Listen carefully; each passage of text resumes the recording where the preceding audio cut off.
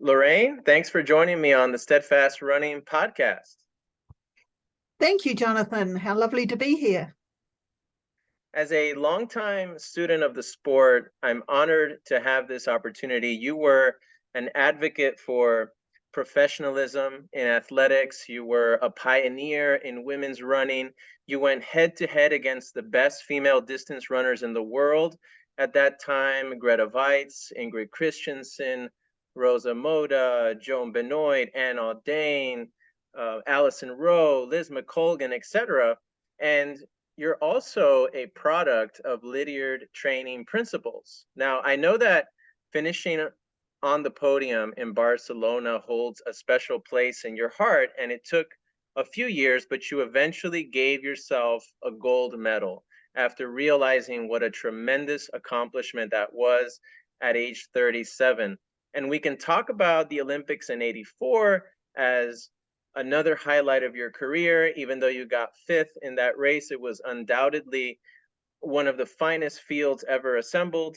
But the race I want to ask you about first is the one where you ran your fastest marathon.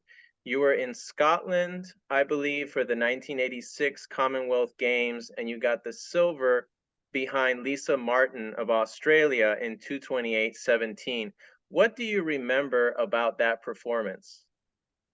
Oh gosh, the Commonwealth Games is such a big deal for us from the Commonwealth, and you know, I,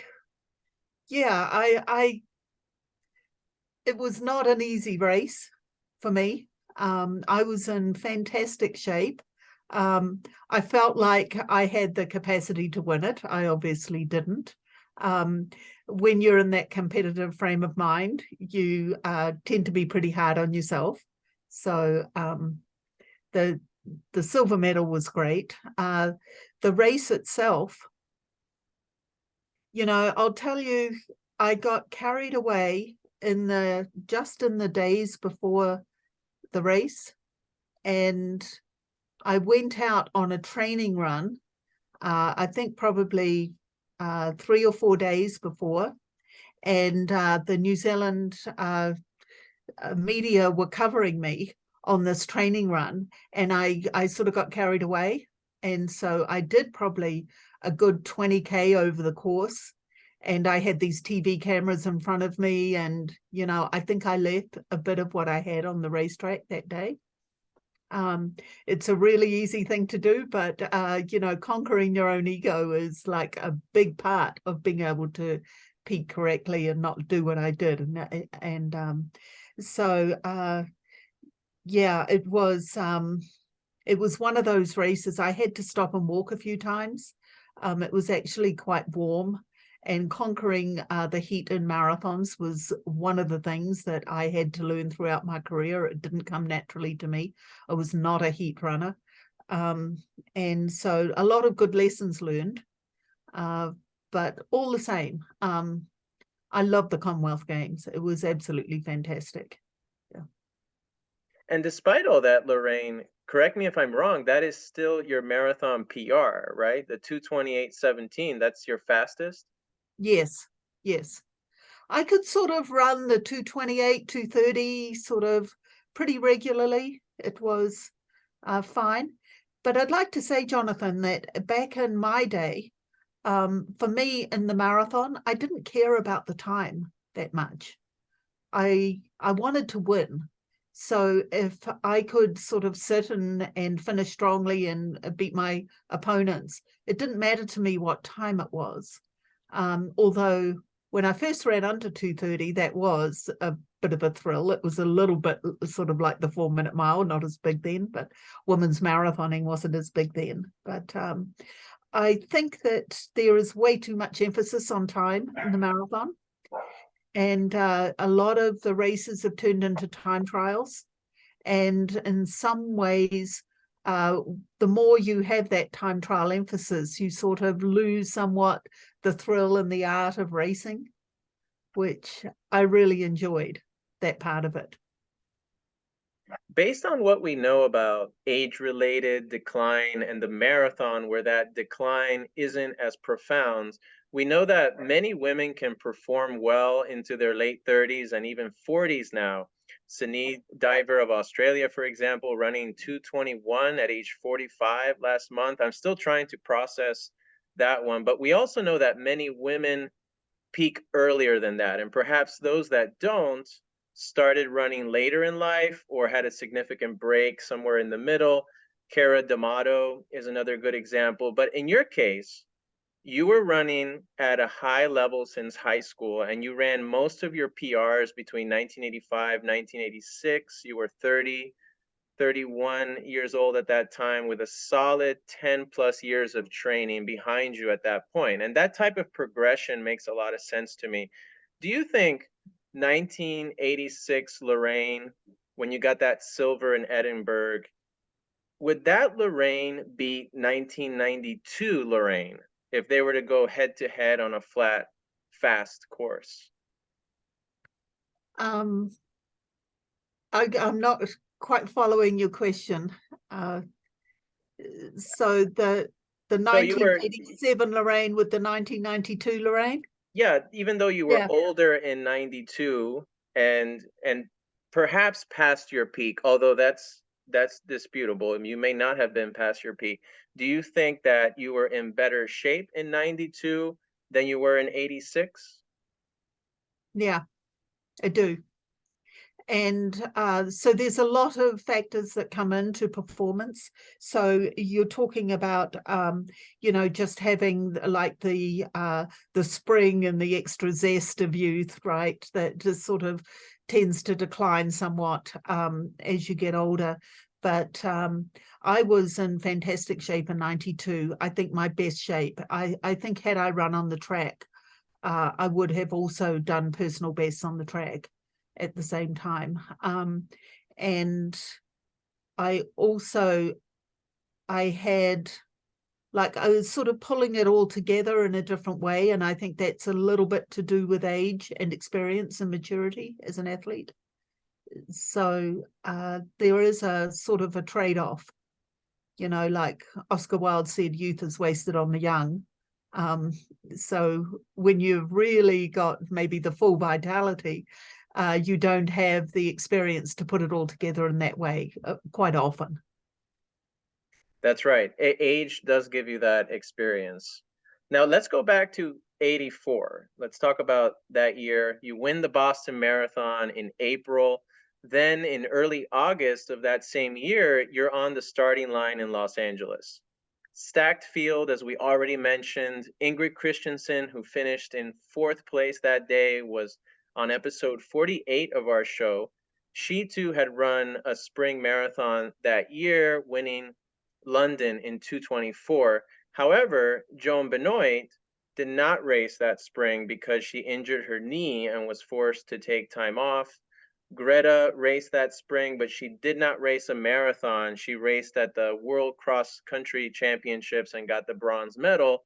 Rosa, who finished third in Los Angeles, did not run a spring marathon either. Do you think the short turnaround between Boston and the Olympics hurt you and Ingrid's chances at a medal that year? No, not at all. I I don't think that. I think you can take whatever circumstances and within certain parameters, and then it's you can mold them, and it's to do with certainly your fitness, but your focus and your ability to be able to get to a peak. You can certainly peak for a marathon twice in a year. And, what's April, May, June, July, August, 5 months apart, that was plenty of time for me to build up again and do another Lydiard pyramid and get to a peak performance. And doing a peak performance, once you get up and closer to the race, and if you time it correctly and you have practice the mental framework that it takes, you can get yourself into that state where you can have a peak performance. And that's, I think, what separates the top people from the rest, is that ability. You know, certainly you have a physical capacity, but, you know, we're not machines. And so putting it together in that way, it's a real art. And it took me a long time to actually get to the point where at an Olympics I could make the podium. It's why I kept coming back, because I go, these better, I know, I can figure out how to do this, you know. And that process takes a lot of honesty and self-reflection, and being able to have mastery over your own self, and being able to create the outcome that you want for yourself. And I think that's the terrific exercise that we engage in as athletes when we're competitive, to learn that and how we work. And it's all an experiment of one, you know. So, you know, Joan Benoit, she was just on that day and she took it away. And there's somebody that will stamp their imprint on the race and they go, this is mine. And everybody else sort of, they subconsciously pick it up, and then we all start to play our parts. And you get a really good battle when you get two people who put their stamp on first place and they're going to duke it out to the end. But quite often that wasn't the case, and especially with women. Men are more likely to do that, like really put themselves against somebody.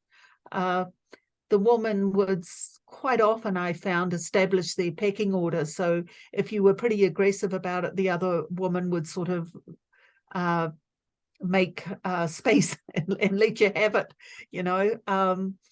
So, you know, you mentioned Greta Weitz, and she was such a fantastic athlete, and she just established herself as way ahead of everybody else for a long period of time, and she just about won everything. And as soon as Greta would show up to a race, we'd all just sort of like, okay, we're running for second or third or at the minor places. And it was just already assumed that Greta had it. For me, breaking that mindset was a huge thing for me. And that happened in the I think it was probably 1987 Cascade Runoff in Portland, Oregon.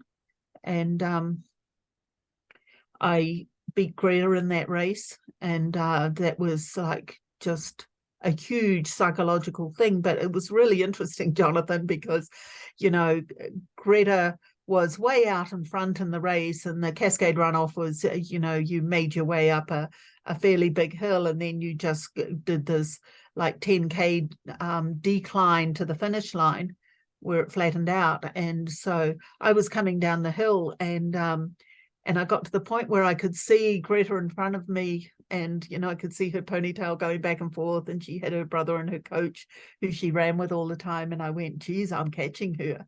And I actually had a moment of panic, because I knew that it was going to really upset, at least in my mind, my scheme of things and where I fit in.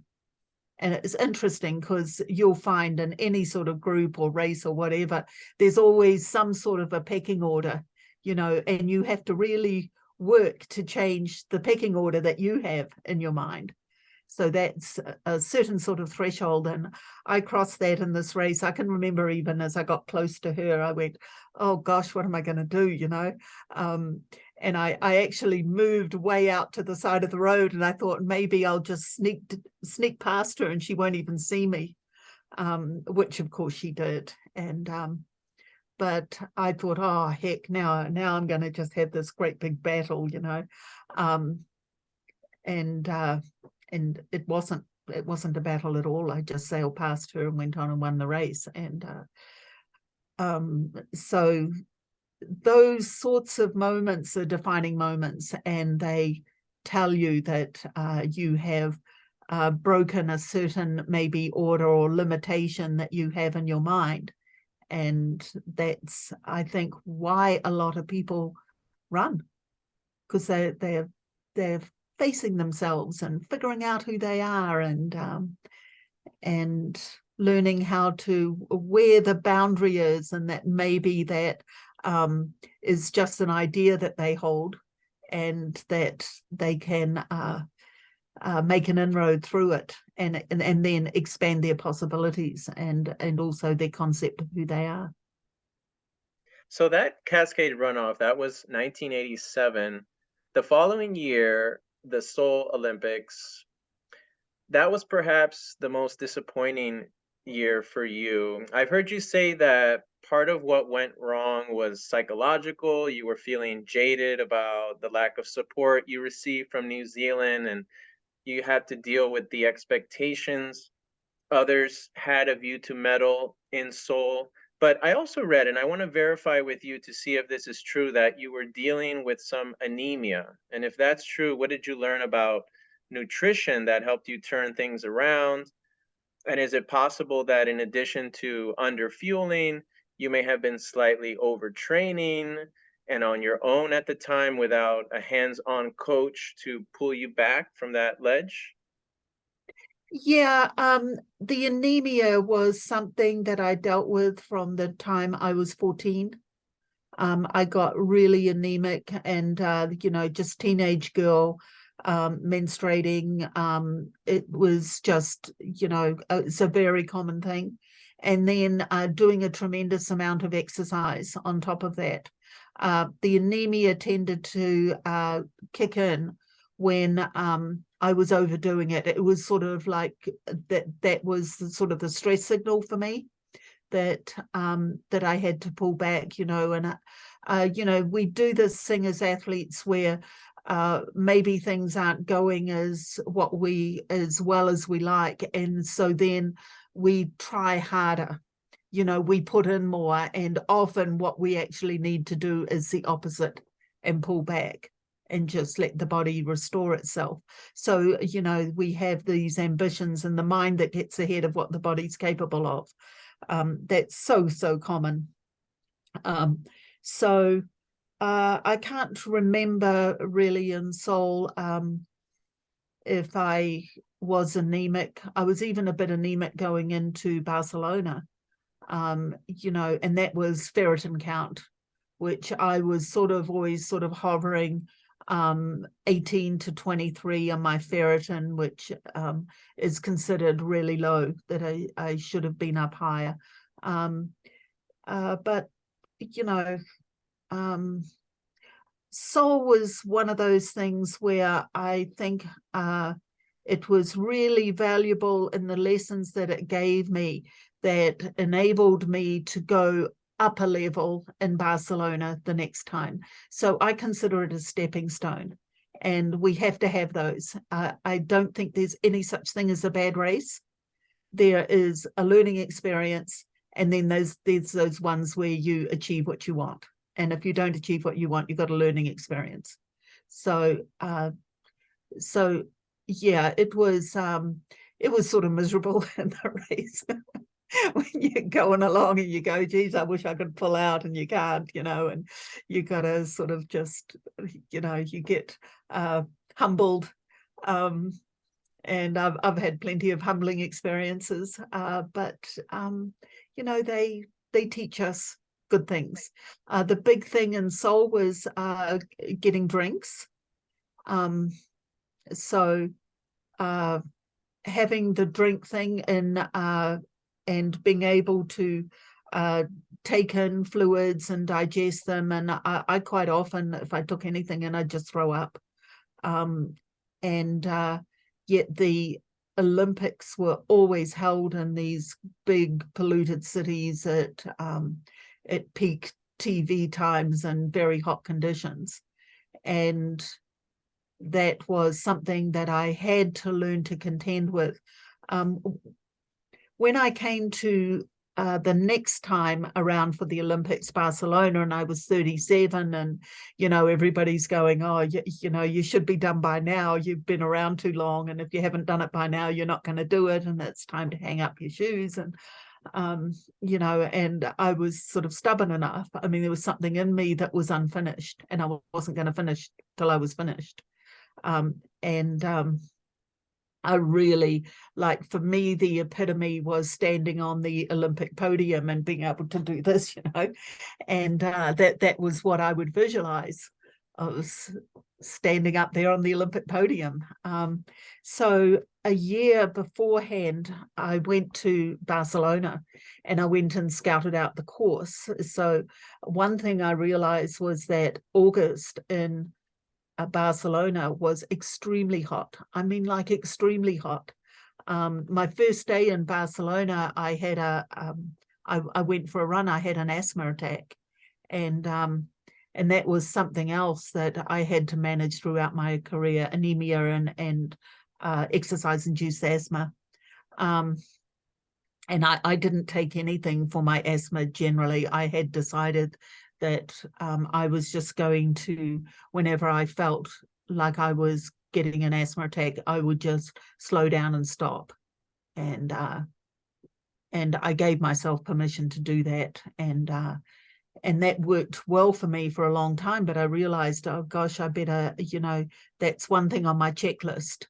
I want to make sure I did actually have an inhaler with me when I went to the Olympics, just as a preventative measure.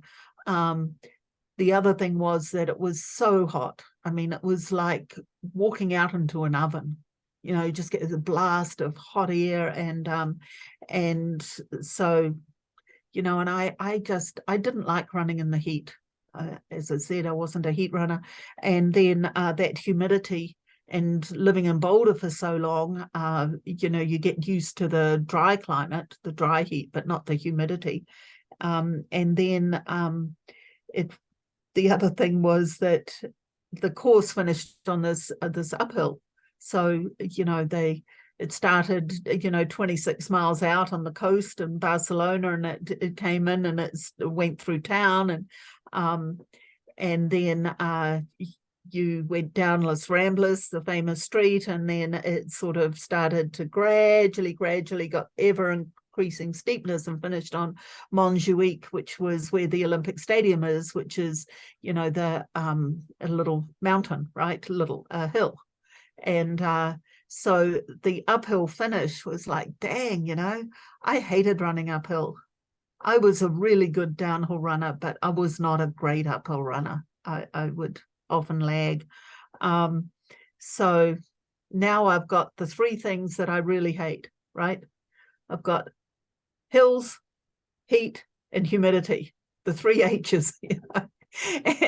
and they all, it's like, you want a gold medal, you've got to contend with all those things that you really hate.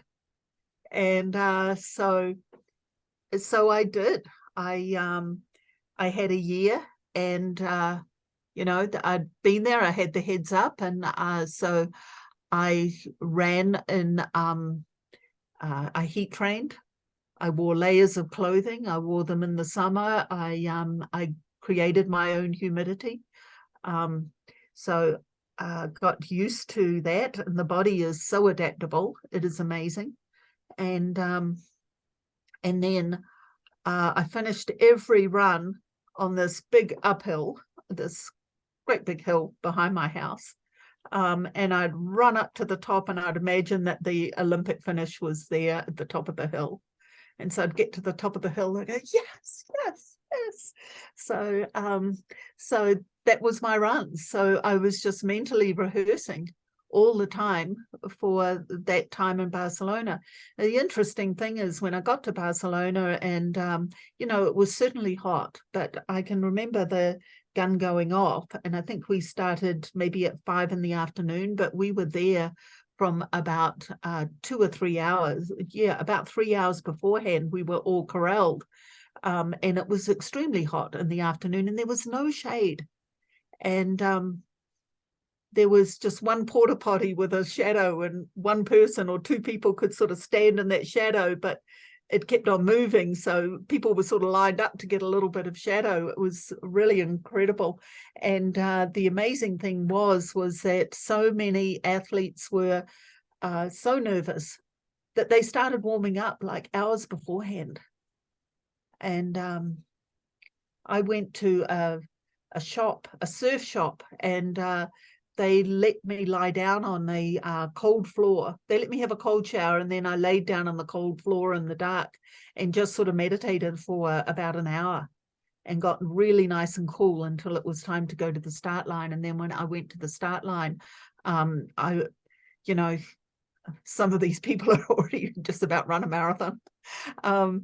And you know, we started off, I didn't do one step of warm up. I went, you know, I'm not going to even warm up. I went, you know, I'm not going to use any of my extra glycogen in this heat, you know, because if I get to the end and I find myself short of fuel, I'm going to be kicking myself if I did it like a mile warm up. And I came up a mile short. So that was my thinking. Probably doesn't quite work like that, but I can remember, you know, just everybody was so scared of the heat. So we were running really sort of slowly, and you know, it sort of felt like a jog at times. And so I just sort of warmed into it. And I can honestly say that in that race, there was never a point where I went, this is really hot. I'm uncomfortable because of the heat. So I had got a level of comfort with it that it was not an issue for me there. And so, and then the uphill just sort of looked after itself. I was fine on the uphill. Yeah. Barcelona was a glorious occasion for you, Lorraine, but you had a long and fruitful career. Do you feel you got the most out of your natural talent, or in hindsight, is there anything you'd do differently in training? The training, I think, was perfect. The training system that I was given when I was a teenager and that I was brought up on stood me in good stead throughout the whole thing. And I think it's correct, it's right, it's a true training system. And I think every athlete that is endurance athlete that is really worth their salt follows a form of the Lydiard training that I grew up on. So yeah, the biggest thing for me was I had a confidence that would just sort of go, yeah, it would flip-flop over the place somewhat. So sometimes I really had it, and I would have a feeling of confidence, like I was there, and when I stood on the start line, I just knew that I was going to win. And you know, and would project that to my competition, I'm sure. There were other times when I wasn't, and didn't have that confidence. I couldn't quite grab it. And that was really, for me, it wasn't so much about the body, but the conquering of my mind and getting that. Of course, you have to bring everything together, you know, on the day. It is a, you know, mind, body, you know, and you've got to have your heart and enthusiasm into what you're doing. I certainly had enough of that. So yeah, it just took me a long time to really like get that confidence. Yeah. When I think about your athlete profile, you know, let's just say you were one of my athletes, and I do this for everyone that I coach. I'm looking at your best 1500-meter time, and I'm comparing it to your marathon personal best. So you ran 4:10 in the 1500 and 2:28 in the marathon. And to me, that suggests that you had greater strength than speed. My thought is that you probably maximized your strength, and to get down into the low 220s for the marathon, you'd need to be running closer to 4:05 for 1500. So maybe working on your top end speed, or your top end, sorry, and developing more leg speed to complement your tremendous aerobic capacity. might have helped. And I know that Lydiard had his ways of developing leg speed, and contrary to what most people think, he was not anti-speed. He just had his own way of developing it, and it was through hill circuits and what today we call plyometrics, as well as change of pace, fartlek style workouts. Another thing I want to ask you is, being that Dick Quacks was your advisor for most of your career, and he was known to abbreviate the hill bounding phase, or so I've read. Have you considered that more neuromuscular training would have helped you physiologically overcome what may have been a limiting factor? Maybe. I'm not sure if you can really sort of equate a 1,500-meter time to a marathon time quite the same. Um, and I actually was, I had fairly good speed, but I was not, I didn't have there were sprint girls that could always beat me over the shorter stuff. But I ran 56 flat for the 400 meters and 203 for the 800 meters. So I did have fairly good speed. I think if you look at in the V dot, that's fairly sort of consistent with a 228, I think. Though I can see what you're saying with regards to that. But, when I went into the marathon, and, I just did long runs as a track runner. They were just, my Lydia Sunday long run. I was running with guys, so I just went long because that's what they did. And in New Zealand on Sunday, you went over, some great big mountain somewhere. You ran up and down the other side. And that was just the culture. And I joined in with that. But the long runs were just part of the training for the track. That was my main event until in the early 80s, when I sort of accidentally got into the marathon. But after I did those marathon races, it was 1987 that I ran, was it 1986? Yeah, somewhere in there. After all that marathon training, when I got back in the track, I actually ran my personal best in the 1,500 meters. Ran 4:10. So that, I think, being able to do a personal best in that 1,500 meters was a result of that extra endurance that I had, that extra strength. Now, as far as the hill training, I think that's probably the most underutilized part of the Lydiard training. And people don't realize what a huge benefit it is, and in terms of speed. So I really get your point on that.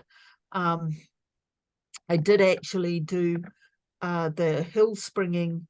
I can remember one time, and that must have been the early 80s, where I did specifically the Lydiard hill springing. That's when I was with Ron Dawes, who was a real Lydiard advocate, and not a track guy, a marathon guy, but, he had me do just the typical Lydiard with the springing and the bounding and the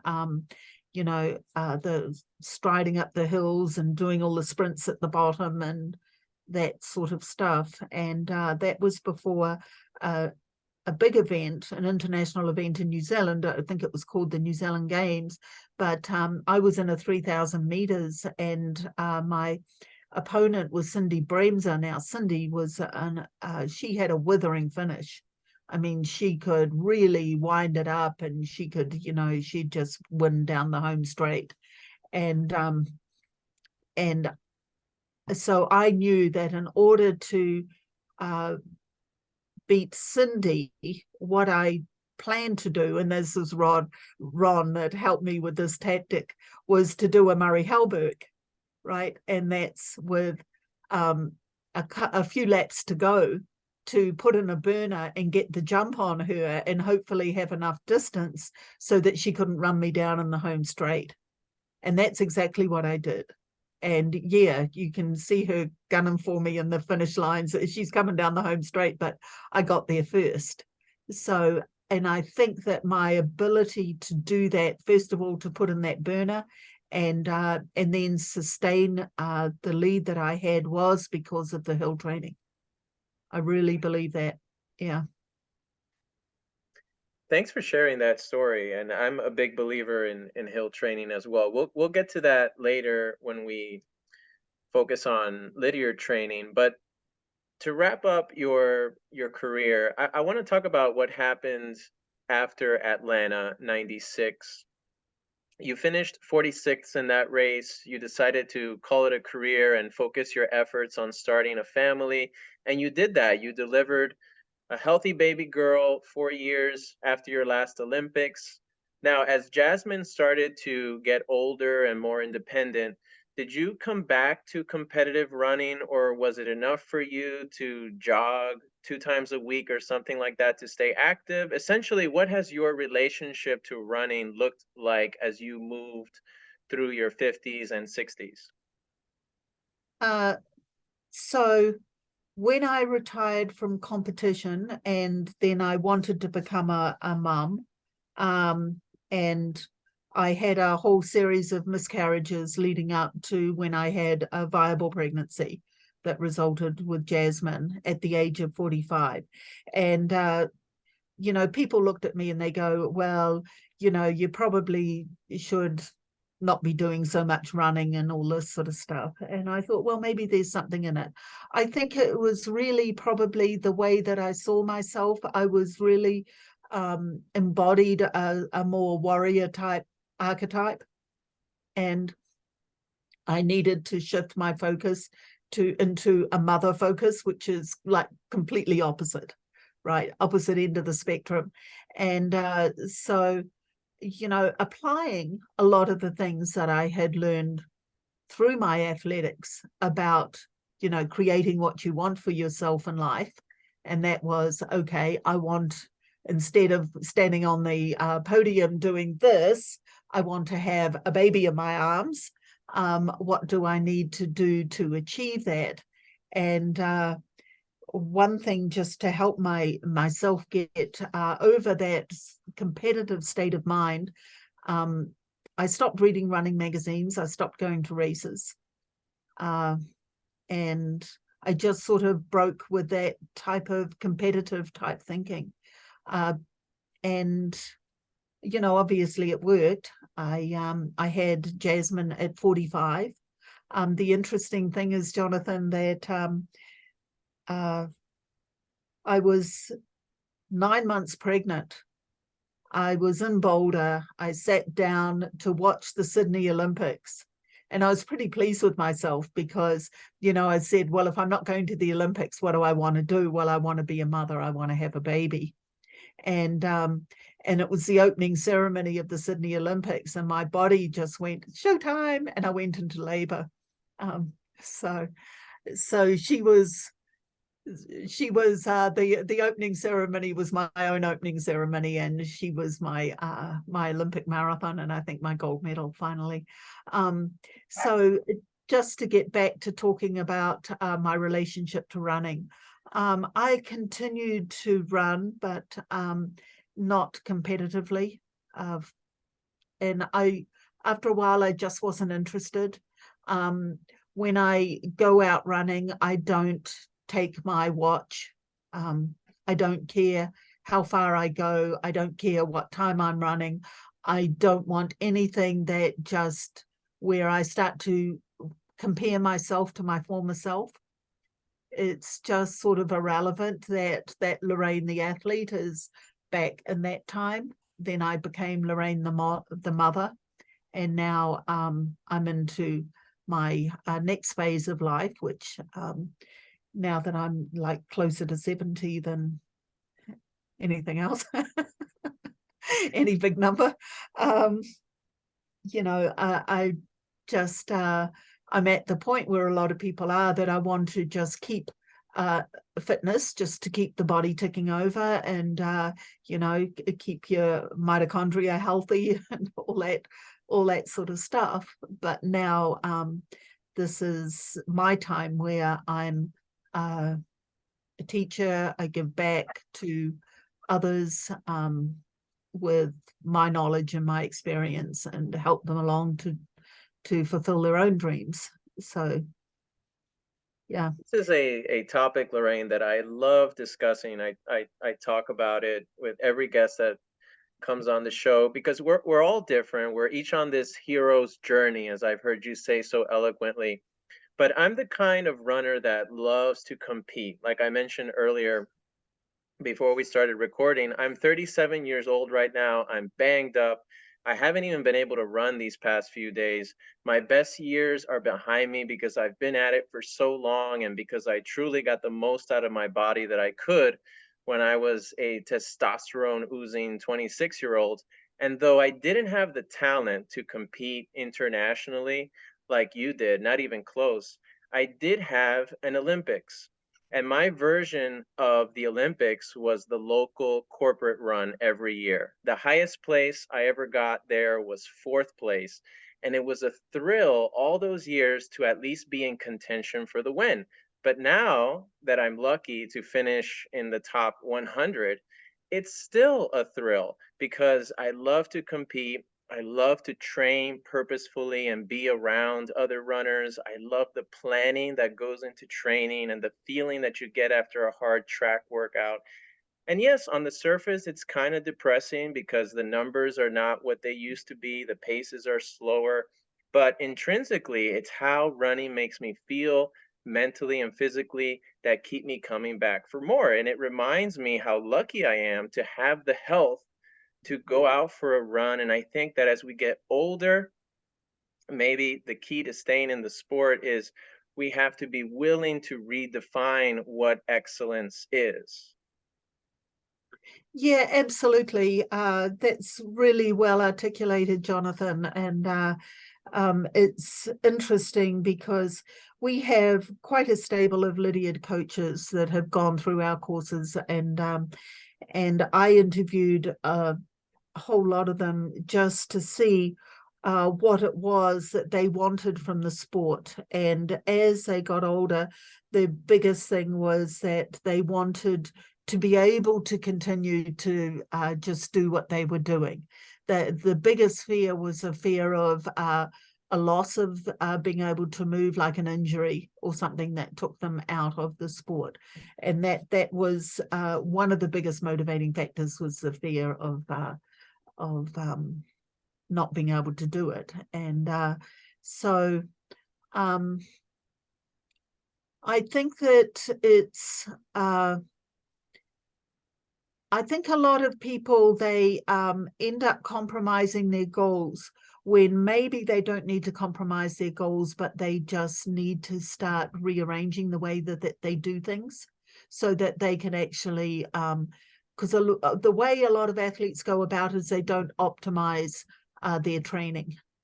They tend to overdo, and you can, when you overdo it, you actually reduce your potential, and you do that repeatedly for over a period of time, then you have to accept a declining performance because of the way that you're doing it. You're sort of like using up your resources. You're not optimizing and being able to peak correctly. So that's such an art, and it's a very, very precise art, and something that has to learn, as everyone has to learn specifically for themselves, because we all take sort of a little bit of, just putting all the factors together, and those factors are sort of like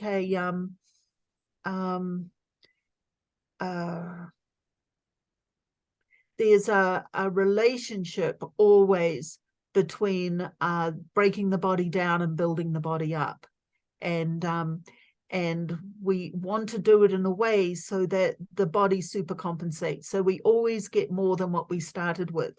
Now that's what I call the alchemy of training. I'm actually working on a course called Athletic Alchemy, which is going to come out in March, for athletes to learn the really like more subtle aspects of how we reach a peak and we really get to the excellence we have inside ourselves, rather than just compromising down our dreams and saying, oh, I can't do it because of old age.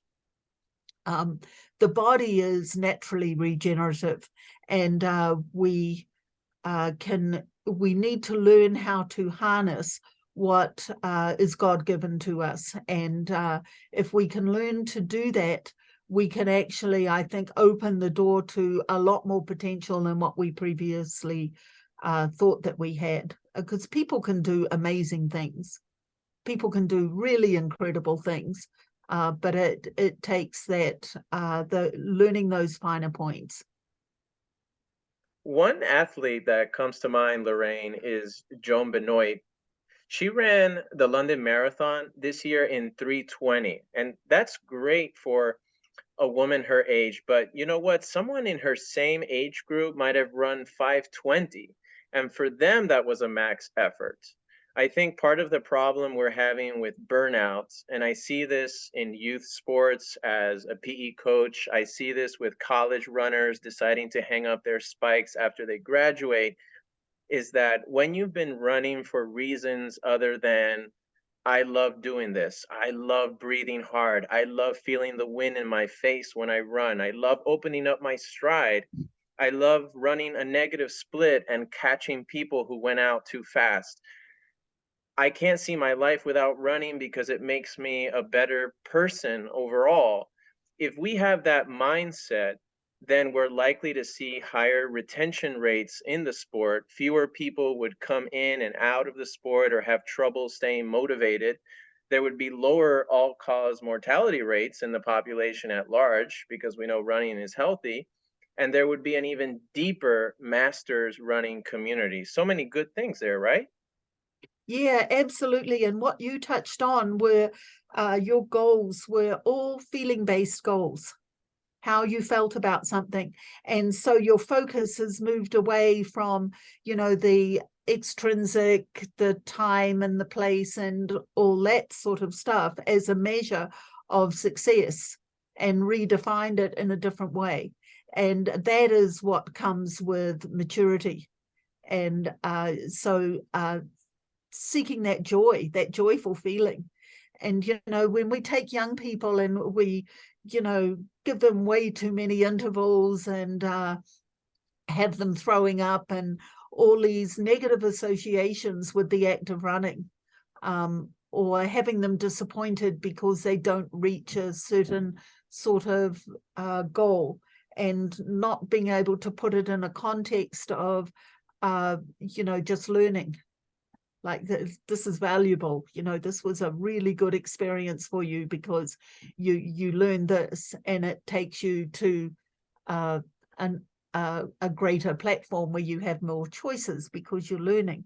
When we measure things by time and success and failure, and we go, well, that was bad and this was good, and certainly we want to have discernment, but I think that what we've got is a whole series of a whole era of time where athletes have so got into the technology that they measure everything, and they have bypassed their own hearts and how it feels. It's like the watch to hear, and it hasn't been married with what's really happening in the body, hasn't been synthesized through the whole system. And so then people end up getting shortchanged.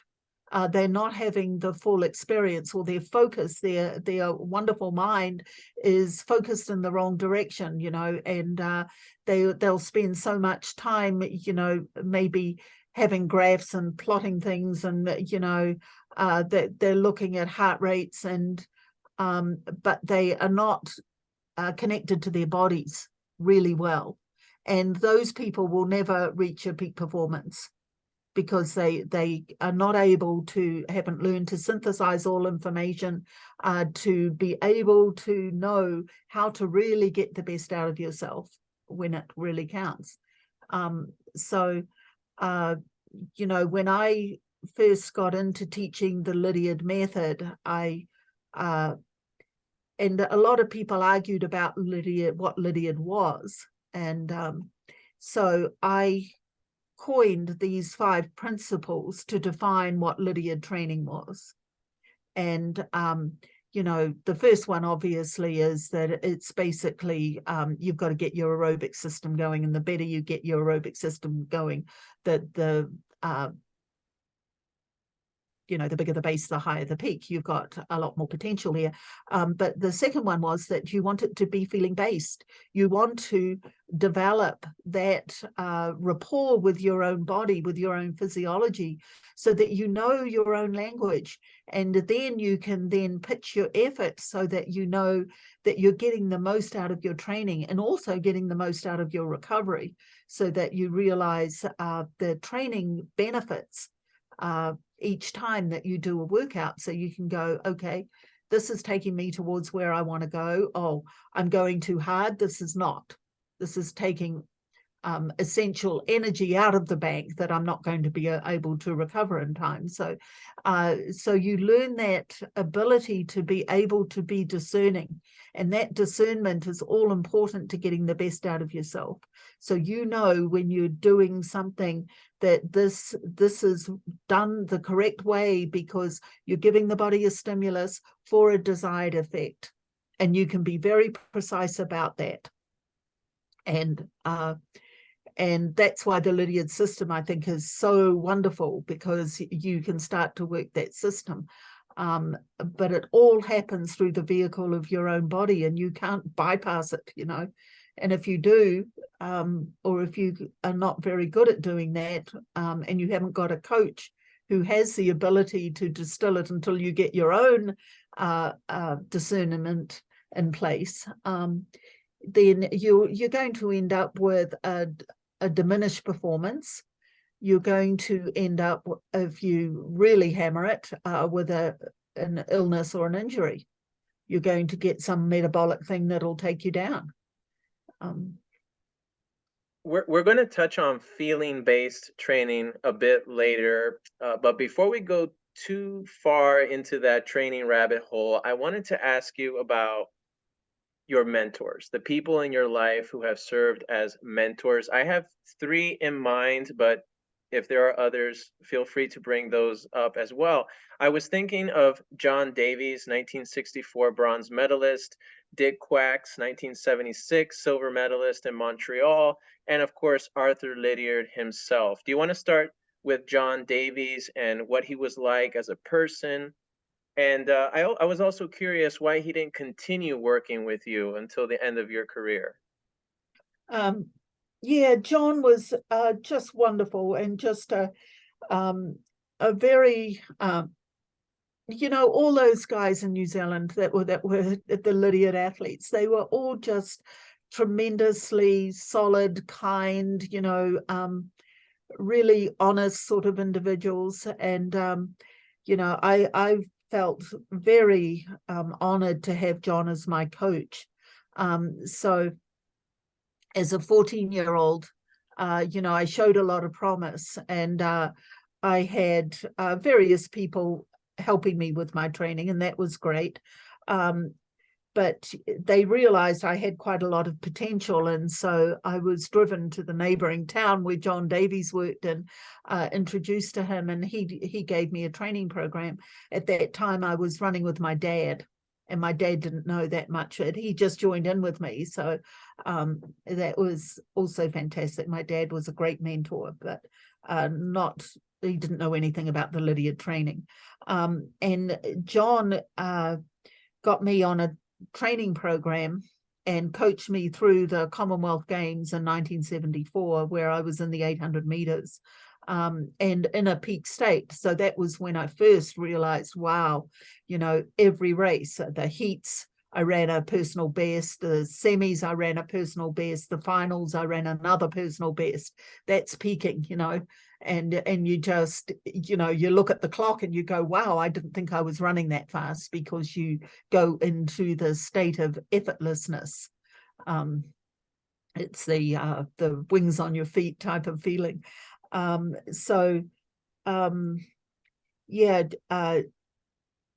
John John went through a marriage breakup. He went overseas, and so he just went through some personal stuff. And so then, and about that time, I think I went overseas and came to the US, and then I was with Ron Dawes, and Ron became my coach, another Lydiard athlete, right? And that sort of began my entree into the marathon. So it wasn't that, no other reason, that just sort of circumstances, just sort of, that's the way it evolved. And when I broke up with Ron, I probably would have gone back to John, but John was coaching Anne Ordain, and Anne was my arch rival, so I was like, oh, well, that doesn't work, I've lost my lovely coach, and he's coaching Anne Ordain, and she's doing really well on it. So then Dick became my coach, and he was fantastic. So he was silver medalist in the was it 96 Olympics in Montreal, world record holder in the 5,000 meters. He'd run a 2:10 marathon. He was just another one of those Lydiard athletes that could just do really, really well across the board. A really long career, and just super nice guy. And the thing I really liked about John and Dick is that they had done it themselves. So they had this elite athlete mentality, which they sort of, I could engage with. So they knew how it was. I think one of the great things about being coached by those guys really early and having a certain talent recognized in me, that I always thought of myself as like one of the best from a young age. And so I would get in there and compete against these established champions and do really well when I was, I hadn't been beaten down to I had no respect for these champions. I just sort of saw myself as one of them, and that was really fostered by John at the time. So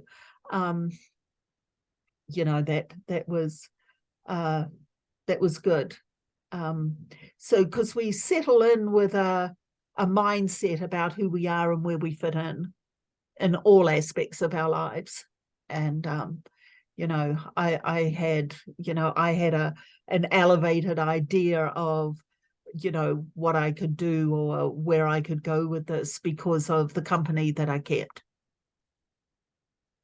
And then Arthur.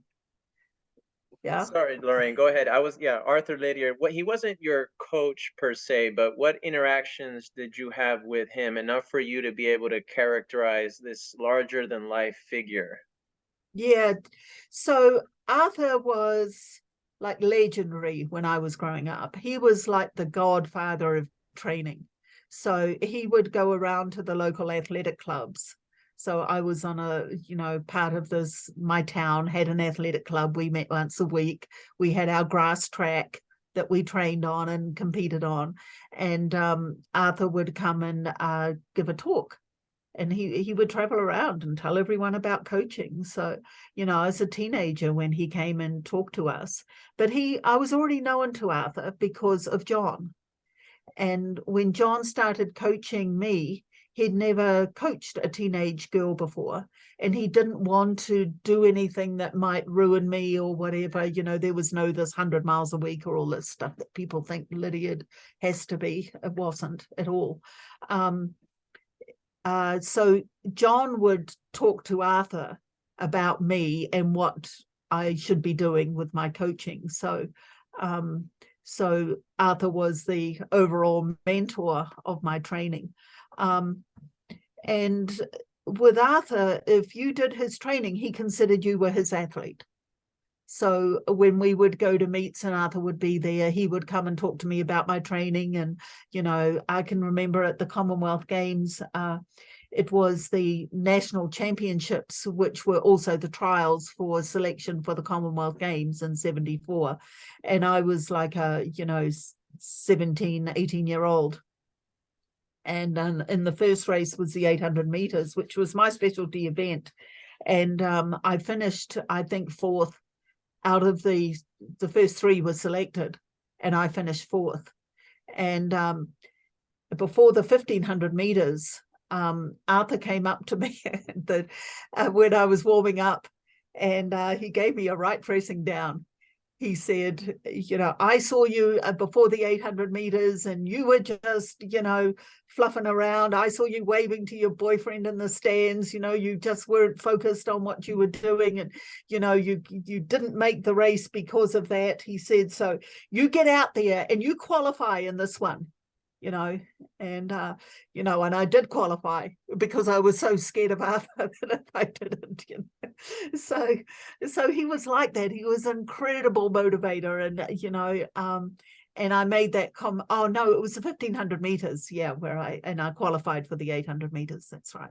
So so that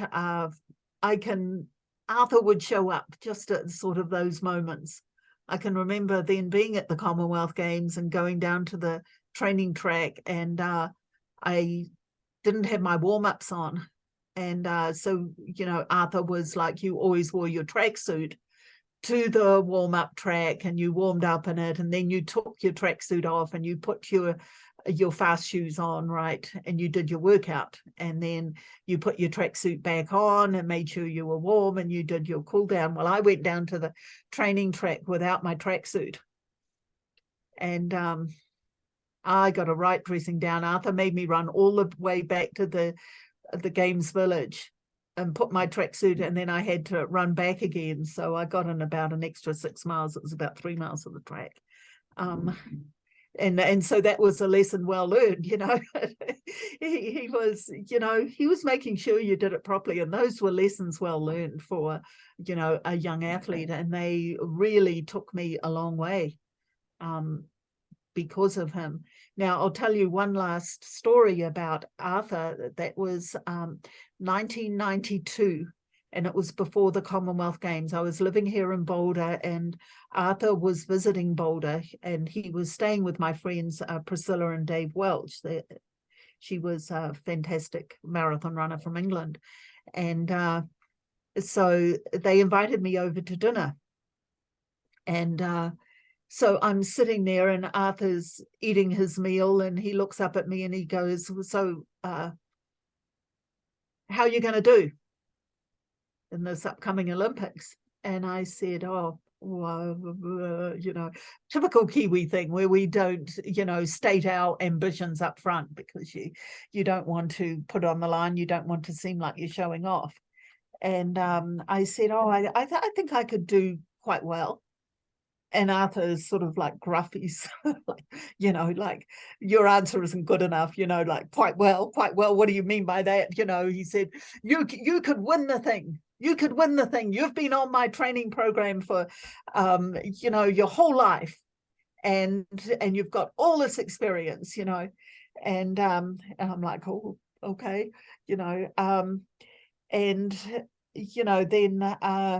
then just to sort of soften it a bit, he said to me, 90% of athletes who perform at the Olympics perform below their best. And I thought about that. I went home, I thought about it, and I went, that makes my odds really, really good. Because if 90% perform below their best, all I have to do is perform up to my best. And that means I'm only competing against 10% of the people. It was like just, it made my task suddenly seem so easy. I went, gosh, I'm in a race with 10 people, and most of them I've probably beaten before anyway. So all I have to do is perform up to my best. So two things about that sort of thinking. One was that I had a mentality that my mind automatically went, well, I'm going to be in the 10%, not in the 90%. So that was just the way that my mind had been trained to think about myself. So I didn't think, oh, I'm going to fluff up and I'm going to be in that 90%. I saw myself in that 10%. The second thing about that is that I think Arthur probably just made it up on the spot. I don't even know if that's a real statistic. I mean, it probably is, but I think he just had the ability to say the thing that that you could grab onto that would give you the green light through to your best. I know that he did it with John Davies and Peter Snell and Murray Hellberg, and he could, with those guys, he could bring out the very best in them by just precisely implanting an idea. And he was one of those people that he had so much credibility that if he said it, it had to be true. And that's what made him a real master. And so I was really, really fortunate to have had his patronage and his input into my athletic career, because I don't think I would have done it if he hadn't been there. So he's like a guide that was sent from the beyond, I think, to help me. Wow, those stories are pure gold. And I think we just stumbled across this episode's highlight reel. Thank you for sharing that, Lorraine. It's been said, and I agree, that the basics of the Lydiard method could be explained on a business card, but the details would require a book. So maybe instead of summarizing Lydiard training, which we could do, why don't we mention what some of the myths are behind Lydiard training? Does that sound okay? Maybe one of the misinterpretations or misconceptions, and I think you already mentioned one in passing, that we have to run 100 miles per week, but can you elaborate on that or any other myths that come to mind? Yeah, well, the 100 miles a week was really like his guys would run 100 miles a week. But that we don't know if it was 100 miles, right? Because you didn't have the GPS. You just sort of measured it. Maybe somebody measured in their car, which might not be that accurate. Back then you had a different relationship to time and distance. So I used to run for 42 minutes and I'd divide everything by 7. So I'd go, my training pace is 7-minute miles. So if I ran for 42 minutes, I ran 6 miles, and I'd put that in my training diary. And that's how I arrived at my mileage for the week. So that was kind of fun. I can remember when I first did 40 miles a week and I put a big circle around it. So the point was that when I started the Lydiard training, it was not for me to reach a number. It was to maximize my aerobic efficiency. It was just the base of the pyramid to be able to generate ATP, to have that whole system, which is, you know that your body's just going through, incredible, myriad of chemical reactions to get the oxygen in through your mouth and into where you've got a unit of energy that enables a muscle contraction.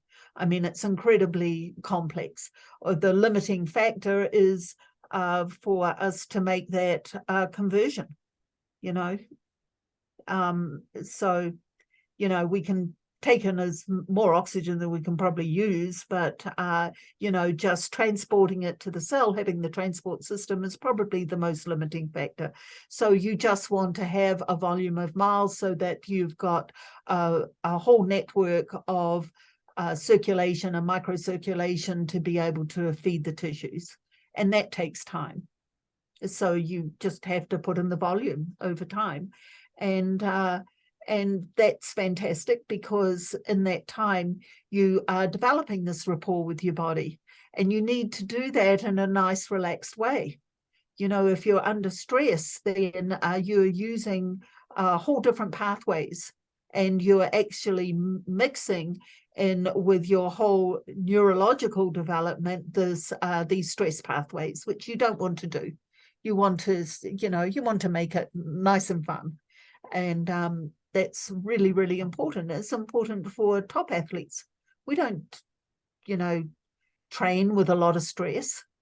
We would actually be at a very high level, but it would be actually really feel good and be very enjoyable. So that's a misconception also. So, as I said, I started off doing 40 miles a week because that's what was appropriate. And, people can build their cardiovascular system up very quickly.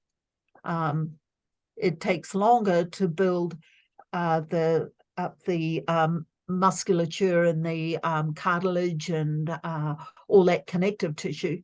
That takes a lot longer because it takes a lot longer to get the blood supply to those areas to strengthen them up appropriately. So,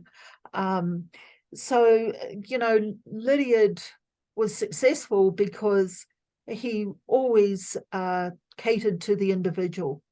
So that's another mythology, I think. You can't just do things by numbers. It's everybody has their unique place on the bell curve. And, what's right for somebody else is not right for another. And so you always have to be in rapport with your body and getting that feedback so that you know where you're at so you can maximize your training. And Lydiard was really good at that. They didn't, nobody had all this stuff.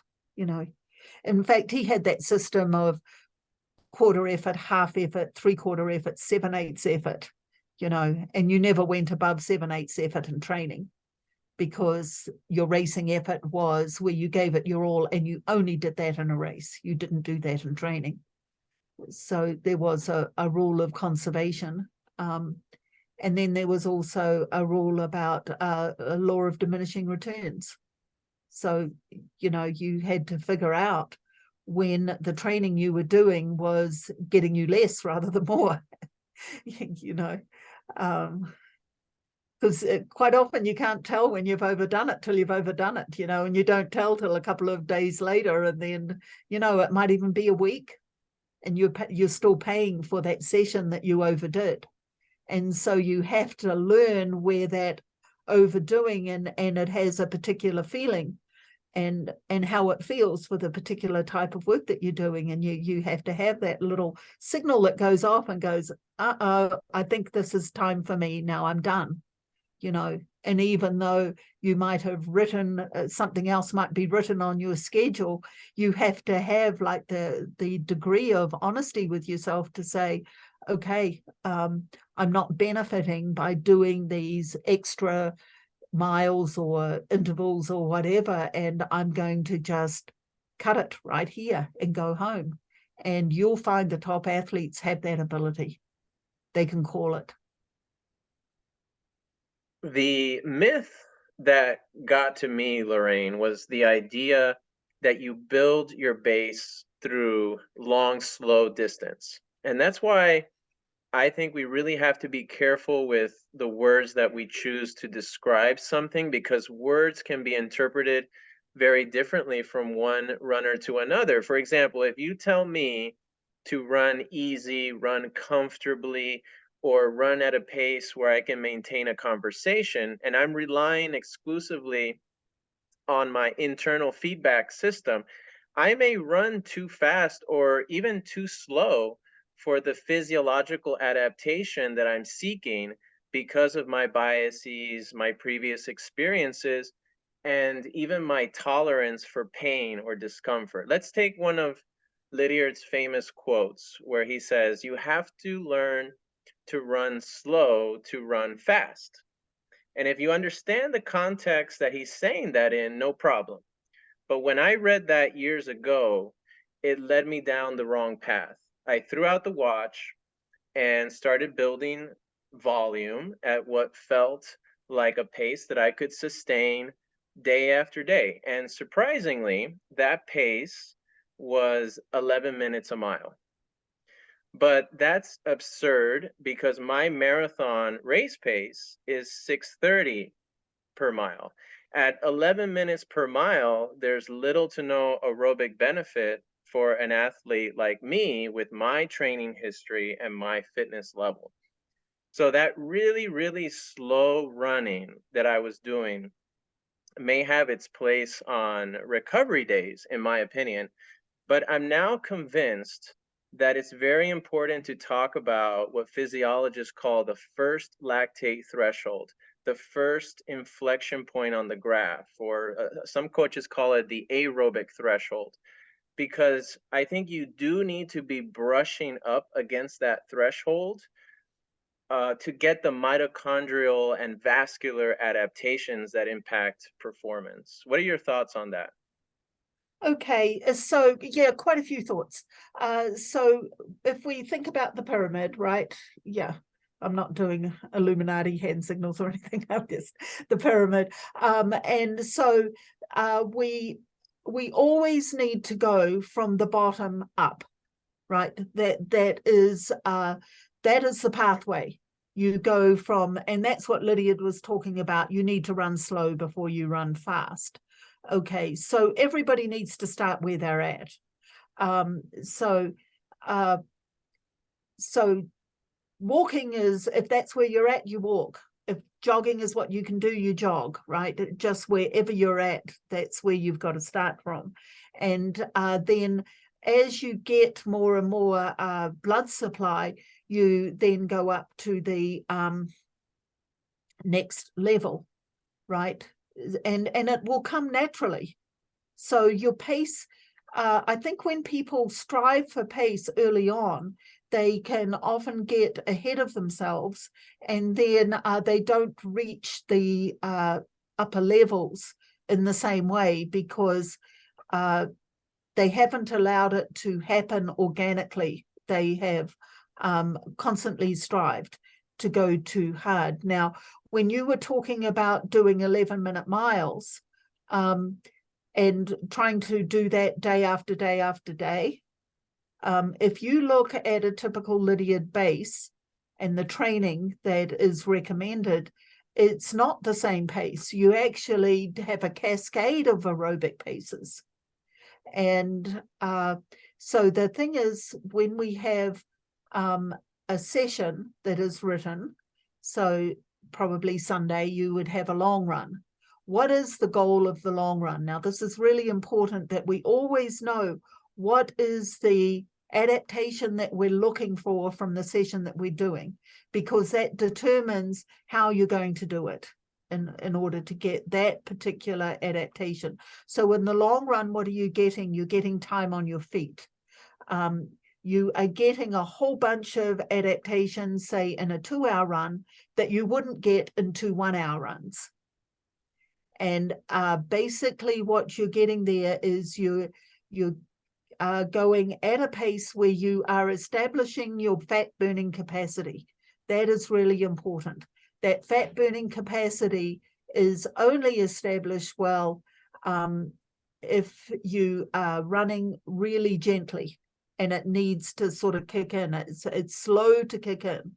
So that's when you need to like start out with a walk and then a jog, and then to gradually let, and these runs you'll often find when you're establishing your fat burning, they end up being much faster at the end than they were at the beginning. Yeah, that actually kicks in and you start to feel really good, and by the end of the 2 hours you're really romping along. So that is a certain rhythm that you also establish early on. So you learn to run with negative splits. Negative splits generally means that you are using your energy most efficiently over a distance. So then you probably, maybe Tuesday, you might do some fartlek. Okay, now you're getting some variation in pace. And mostly the fartlek, you'd have a little bit of anaerobic, maybe, you go up a hill or you stride out for 400 meters, but you're not really building any sort of acidity in the body that you can't process and recover from within 24 hours or 12 hours, but mostly what you're using there is your alactic. and that's your starter fuel for 10 seconds. So you can really you can put in a burst, and that is sort of like free energy.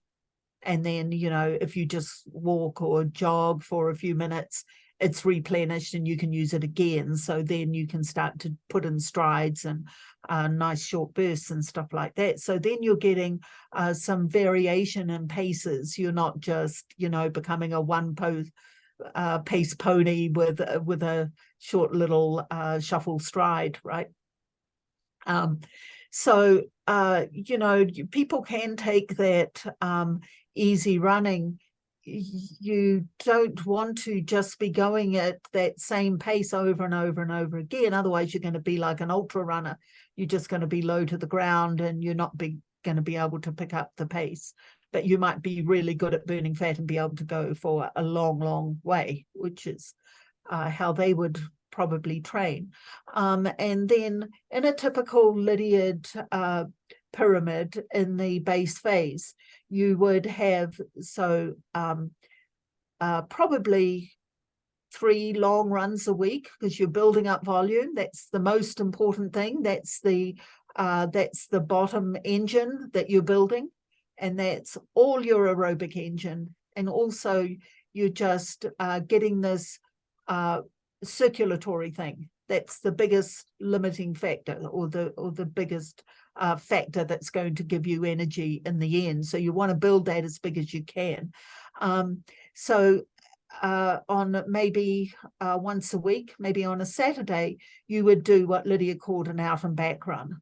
So now you're getting at the higher end of your aerobic for a fairly short period. Maybe you go, 2 miles out and 2 miles back, or 3 miles out and 3 miles back, something like that. And it just gives you feedback, because if you run, and this is where you can use a heart rate monitor, it's really good, and just go at a consistent heart rate. And each week you will measure that over the same course, and you will start to see that at the same heart rate, your times are getting faster. Okay, it's really good feedback. So you don't go over it, you're just getting feedback. And you'll find that when you're doing the aerobic work, you'll go on a steep curve up, and you'll probably keep on improving by that out and back run for probably up to generally about 12 weeks, and then it starts to flatten out. So in that phase, you've got that development when you're looking at the flattening out. When you're flattening out, now your body's sort of adapted. It's got sort of its circulatory system. It's able to meet the needs. Then is the time to add the next phase, the next stimulus, so that when you add the next stimulus, the body goes on a rapid upward curve again. So we always want to be phasing the body up to the next development by adding a different kind of work that keeps us on that steep upward curve. So we don't want to spend a lot of time on that flattening out. You'll find it in the base training for beginners. They'll keep on improving maybe for quite a long time. So, Lydiard would he would say to people, he would say, well, just go away, run 100 miles a week. When you can run 100 miles a week for 4 weeks in a row, then you come back to me and I'll get you on the next part of training. So he didn't really care how they did it. But if you're doing it too hard, if you start out too hard, then there's sort of nowhere to go with it. So starting out easy is fine. You probably got to the flattening out where it wasn't doing anything for you, right? Yeah, I really appreciate the work of Keith Livingstone. I discovered his work after I made some mistakes. But in that book, in Healthy Intelligent Training, Keith was able to reconcile the Lydiard canon with modern day science. And that's what I needed. I needed more guidance in terms of pace. And Keith was able to translate Lydiard verbiage into at least some ballpark numbers or percentages, allowing you to train with a watch, a heart rate monitor, lactate meter, and still follow Lydiard principles, keeping in mind that if you are truly listening to your body, there will be minor day-to-day variations in those metrics, which is where the art of coaching still lies. And I still believe that effort-based running, or that feeling-based training, is important, to the extent that I have all my runners go without a watch for the first 3 to 5 weeks of the training cycle, and effort never goes away. It's always something that we're paying attention to. Yeah, excellent, excellent. And I agree with you about Keith. In fact, it's a good quote. I should tell Keith that Jonathan will give you a good quote for for his next book. He's just come out with another one. So I used to train with Keith when I was a youngster. He was even younger in New Zealand. And so I think, and Keith also is an instructor with our advanced courses for Lydiard Foundation. So he does a course on the metabolic drivers of the Lydiard pyramid. So taking through the advanced physiology of each one of the phases of the Lydiard pyramid, and that's been really well received. So generally he's saying that depending on your own type and your own physiology, you always want to be training sort of one level down from maybe what you might be capable of at the time, but just to take it down a notch. So, and what athletes typically do is they strive for the highest that they could possibly, the fastest pace that they could possibly do in a session. And that striving is what I think gets a lot of people into trouble. And then they, because when you go through the pyramid and you get to the integration phase, or what Lydiard called the coordination, but we call it the integration phase, is where you put it all together.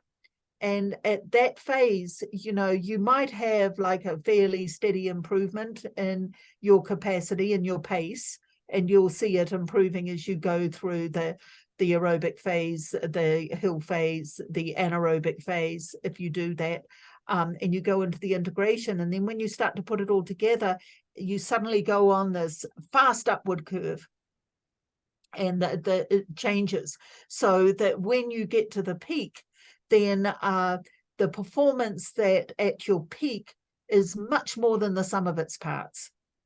And that's really what peaking is. And it's a beautiful feeling. It's absolutely unmistakable. But you've got all the components in place that enable you to just absolutely fly. And you're talking in terms of your cardiovascular and also your musculoskeletal, but you're also getting the mind focused, and you're just getting to where you can run your race distance, and you then put together the skills that are needed for that particular distance that you're running, and then you've got it. You know, it's and you probably have a bit of race experience and strategies and all those kinds of things you have to put in there, but you've got to get all the components in place before that can happen. And if you don't do it in the correct order, then you're not going to get that exponential curve at the end. You might get a linear thing. And so what I tell our coaches is that at the beginning of the pyramid, you want to leave that performance mind at home, because it's just a nuisance. You know, you take that part of you that says, oh, I'm only running 11-minute miles. How could I possibly run a 3-hour marathon if I'm running, 11-minute miles? And then so that performance mind then gives you a different message about what you should be doing, and you start paying attention to it. I say it's useless at the beginning of the pyramid. So, send it to the beach on holiday, give it a margarita, just tell it to wait, and you'll call it into play in the integration phase. And you'll bring that performance mind back in, and now it can start to orchestrate and give its input as to what's happening. Regarding peaking, Lorraine, another thing that we've been seeing in recent years, both in the scientific literature and in the training of world-class marathoners, and I'm talking specifically about marathoners, not track runners, is the inversion of Lydiard periodization. In other words, doing exactly the opposite of what you've been talking about, referencing the pyramid, doing the shorter, faster work at the beginning of the cycle as opposed to the end, because the faster work, which is still important for marathoners, is not specific to the demands of the race. And as the race gets closer, according to this model, you want to be doing more race specific work. Do you have any thoughts on that difference between a classic Lydiard buildup and what we're seeing most world-class runners doing today and what most coaches, modern day coaches, are prescribing for their athletes? Well, I think that if you are a world-class runner, you've already got a base established. So, once you have that aerobic infrastructure, then you can start to do all sorts of things with it. It's like, learning to play the piano, and you have to learn all the rules. And then once you've learned all the rules and you're really good at it, you start to break the rules. And but you certainly wouldn't do that with somebody who is fairly new to it or is not a fairly experienced runner. I think you get those elite runners, they know exactly what it is that they need.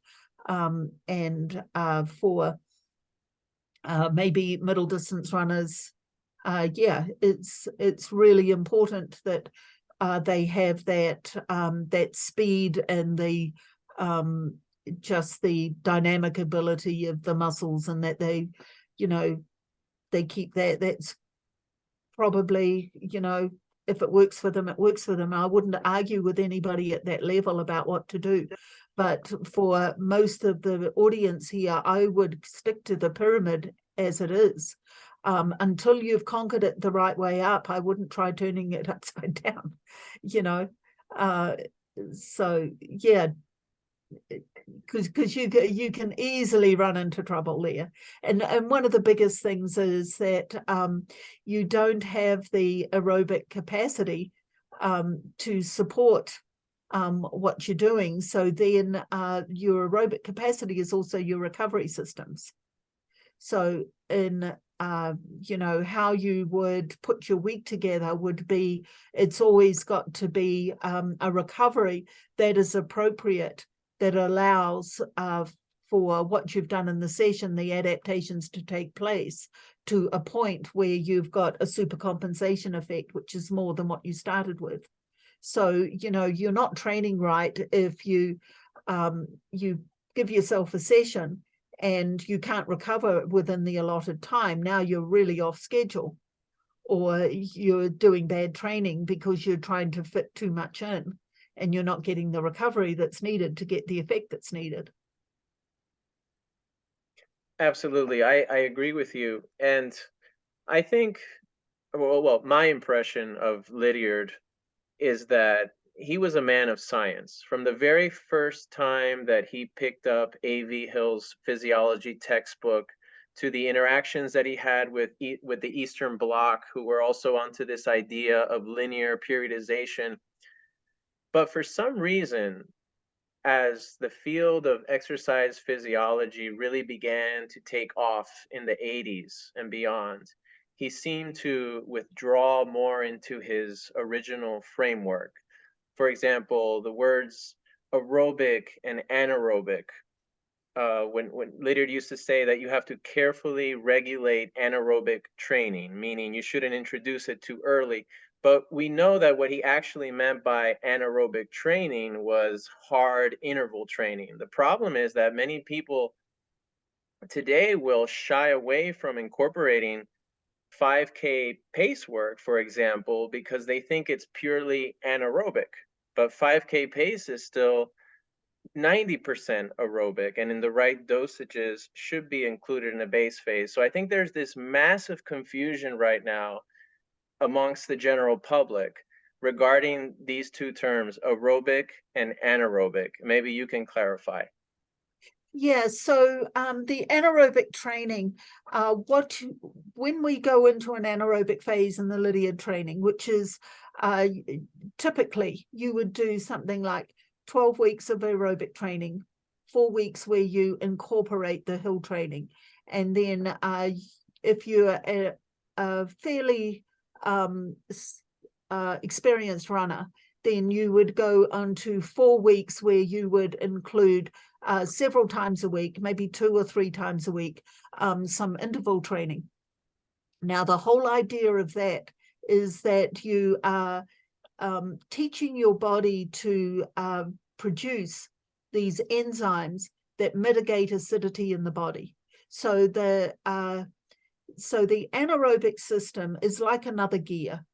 And it's not the main gear. It doesn't provide a lot of energy, but it just gives you another gear that you can kick into. Much more important for a middle distance runner.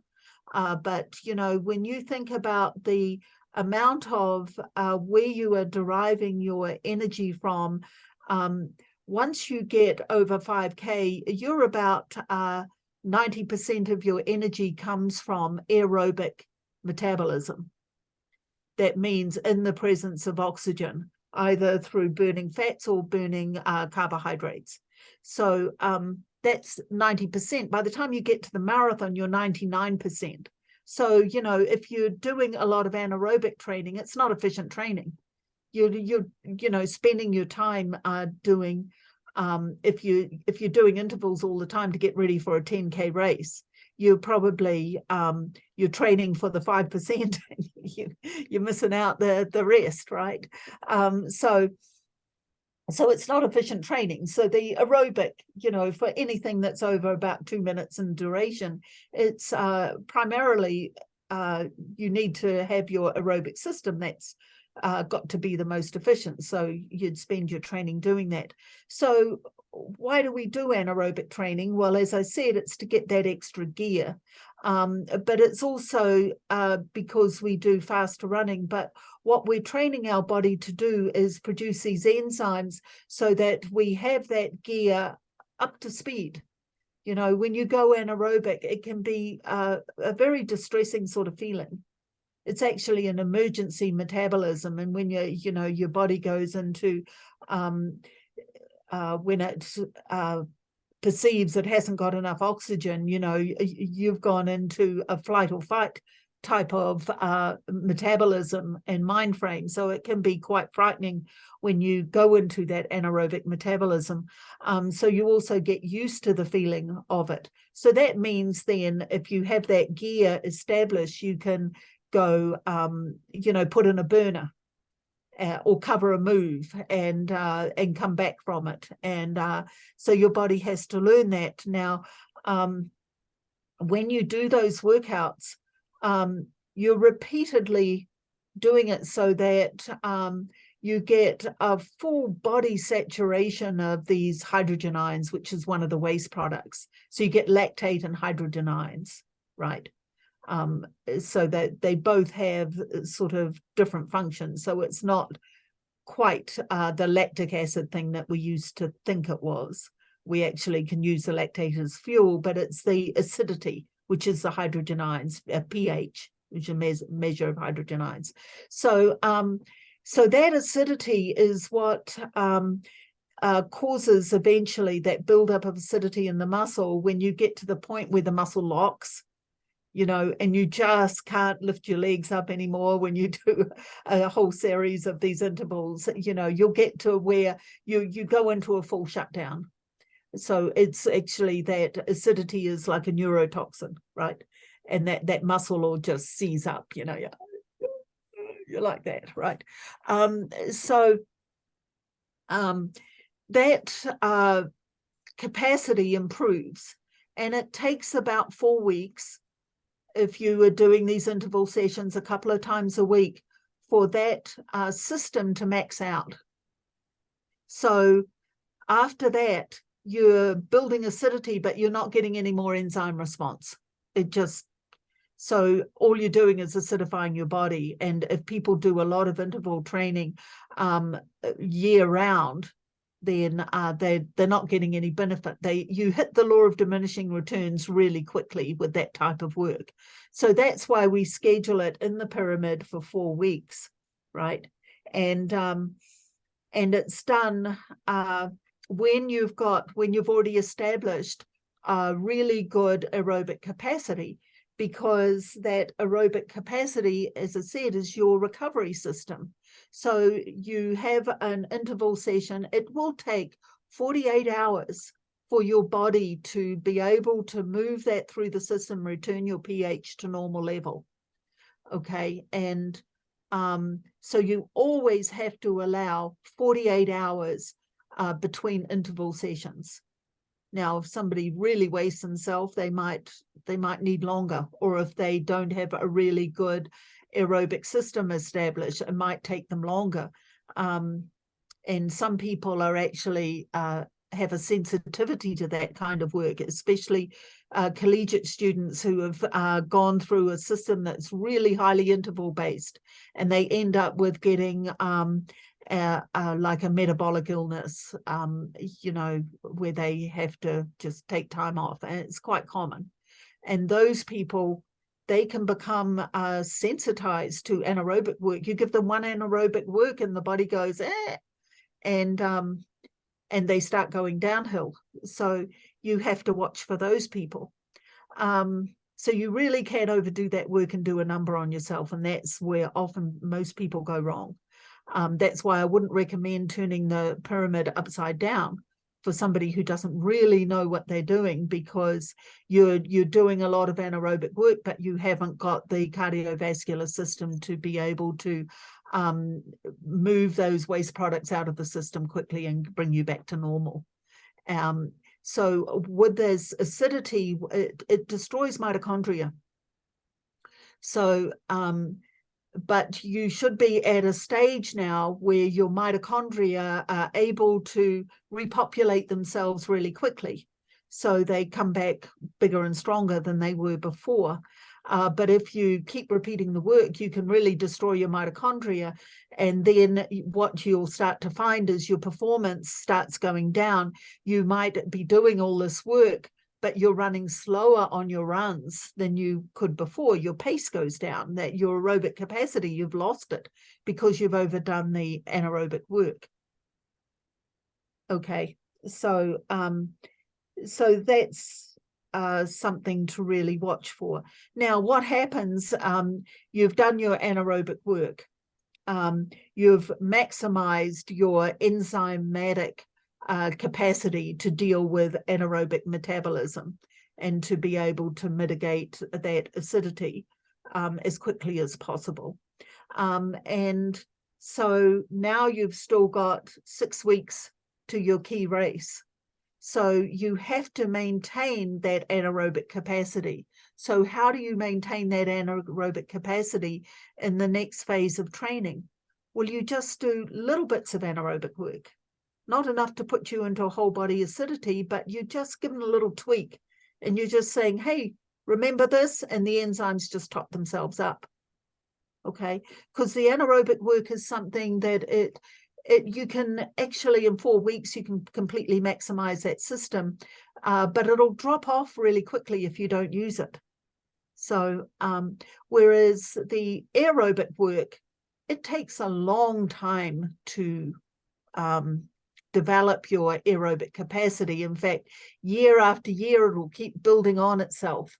As a runner, as a 37-year-old runner who's been training since I was 14 years old, that aerobic capacity and that capillarization and the density of the muscles and all that microcirculation able to supply all these muscle fibers. I've got a fantastic muscle fiber recruitment. So that capacity at 37 is bigger than it was, say, when I was 35 or 30. So that takes a long time to develop, and it keeps developing and building on itself over time, which is why when you're older, you're probably better as an endurance runner. That's a really good breakdown of anaerobic training, Lorraine. And I think what I try to remind people of is that aerobic and anaerobic are not like off and on switches. So like when you're doing quote anaerobic training, there's still an aerobic component to that. The aerobic system is still active. And then Mhm. when you're doing aerobic training, you might also have an anaerobic component. So it is physiologically, it's messy. The only time that you would be in a purely anaerobic state is if you're doing like a 10-second sprint where you're using a different energy system, the creatine phosphate system. Mhm. So yeah, there are nuances to that. The other difference in my approach, Lorraine, when compared to a traditional Lydiard approach is I do like to add resistance training. There's just too much research in that area to ignore the benefits of resistance training. And I also think the type of track workouts that you run in the sharpening phase matter. I know that Lydiard was fond of saying that it didn't matter how long your reps were or how many you did or how fast you ran them, just as long as you got pretty tired by the end. But in the 1990s, with all the research that came out of George Brooks's lab and what we now know about lactate dynamics, I think there is a place for deliberate, planned, methodical change of pace workouts on the track that will cause that rise and fall in lactate that we're seeking. Mhm. Does that sound true to you? Yeah, absolutely. And that is in the integration phase in the Lydiard pyramid.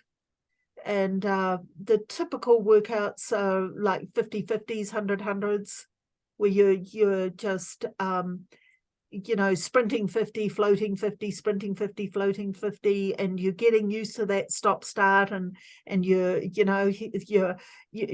it's pretty difficult workouts, but those are really good for maintaining your anaerobic capacity, and also get you used to a change in pace, and they're pretty fun, you know just you know yeah you'll find, when I've done them with when I've taught the courses in New Zealand, the the New Zealand mixed bag of people, and you'd ask them to do 2 miles of 50-50s on the track. So we'd go out to the track and they'd do 50-50s, and nearly everybody would do them. They would complete them. When I'd come back to the US and teach here, and get the Americans out and have them do the 50-50s on the track, usually they're done by about a mile. And maybe you get a couple of these, really good guys, and they might be able to do 6 laps, or maybe 2 miles worth.